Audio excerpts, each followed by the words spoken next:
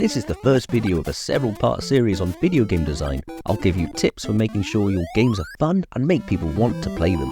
I've taken notes from studying several game design books, compiled down key information to help us know how to make the best games possible. If you don't understand the core pillars to game design, your games will likely flop, be uninteresting, and even completely unplayable. However, if you follow these principles, anyone has the power to make an all-time classic game to be remembered decades on.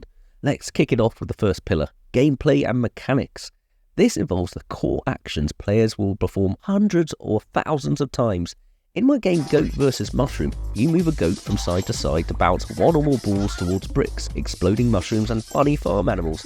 The mechanics for pressing or swiping left and right are so intuitive I didn't need to provide instructions. Every player discovers in seconds how to move the player or the goat.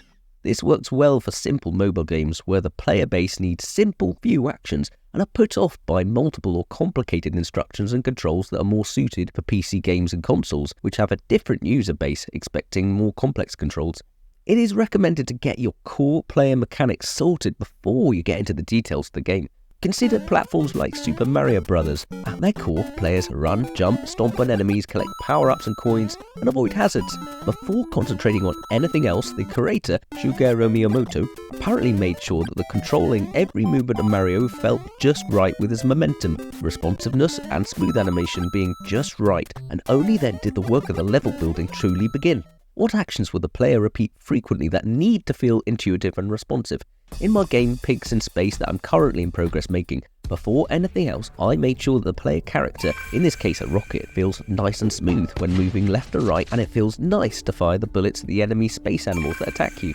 I focused on the animation, feedback, sounds, and the UI buttons of each of these actions. If it felt clunky, unresponsive, or difficult to maneuver and shoot, it wouldn't matter how good the rest of the level design is, as the user will quickly turn off. For virtual reality headsets, basic player gameplay mechanics are especially important, and a slight degree of imperfection could cause frustration or even nausea, and the gamer will stop playing a game. Tutorial levels gradually introduce mechanics before combining them into more complex challenges. You know when you've done it right when the player doesn't even realise it's a tutorial level. For example, the game Portal slowly layers in its various elements of the gameplay: portal gun, energy cubes, faith plates and gels to steadily expand possibilities and help the user understand them all. You'll then need to consider making sure your game has consistent and intuitive physics and gravity that does not confuse the player. After the basics of game movement and physics are nailed down, you'll then have the chance to work on everything else, such as level design, win conditions, enemies and NPCs, weapons and resources.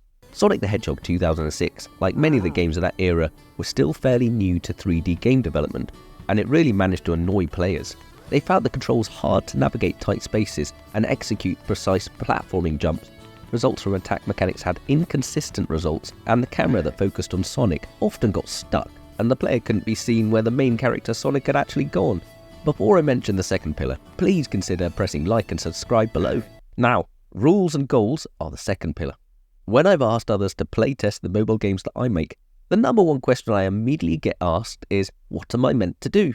Even if I think it should be fairly obvious, I found that some people need it to be blindingly obvious and they get frustrated, and many will quickly quit playing. Games fundamentally provide fun for players by allowing them to overcome challenges using skill or strategy. In combination, clearly defined rules and win conditions are needed to not frustrate players. Of course, there are other categories of games which break the mold and don't have traditional goals, often referred to as sandbox games. However, they should be clear to the player on the onset that there's no game-directed mission. Minecraft and No Man's Sky are examples. Even simple classics like Pac-Man and Space Invaders provided clear objectives of gaining a high score by clearing each wave of enemies. Gameplay constraints readily became obvious and didn't need explaining, such as maze layouts, enemy behaviours and scoring systems. Uncluttered UI and text help the scoring the tasks to be obvious. Goals are the carrot that attract players through the experience of the game. In contrast, simple game titles like Flappy Bird merely task players with tapping to keep a bird flapping upwards without any variation or end goal apart from racking up points. While this is novel at first, the lack of meaningful goals can cause interest to fizzle out for the majority of people. However, despite the authors in my research suggesting this is something to avoid, I'm going to actually disagree. Flappy Bird went viral, partly due to the simple nature of the players competing against their friends to get the best score. I've experienced a little bit of this myself in my mobile game Mr. Potato, which was a quickly made silly game where you survive as long as possible, avoiding falling potatoes, otherwise your head caves in. I incorporated a leaderboard and I've had thousands of downloads and noticed people competing within the leaderboard to get the top score. Modern AAA titles hinge on clear goals and challenges for their extensive gameplay hours. Defeating all of your opponents and completing every level, building and defending your city or empire, such as in the game Civilization. Players have satisfaction when they know they're succeeding in the clear goals and objectives of the game.